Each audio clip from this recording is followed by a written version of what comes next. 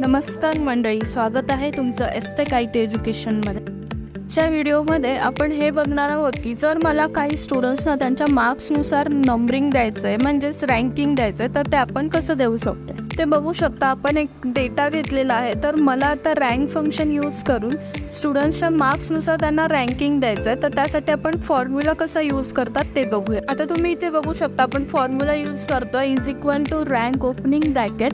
आता तुम्हाला स्टुडंट्सच्या मार्क्सची first sale select करायचे, त्यानंतर कॉमा देऊन पूर्ण मार्क्सची रेंज सिलेक्ट करायची आणि त्याला F4 बटन प्रेस करून लॉक करायचं, त्यानंतर ब्रॅकेट क्लोज करून एंटर करायचं आणि तुम्हाला तुमचा आन्सर मिळून जाईल। अशाच प्रकारे खालच्या डेटाला ते अप्लाय होण्यासाठी तुम्हाला सिम्पली ती सेल ड्रॅग करायची।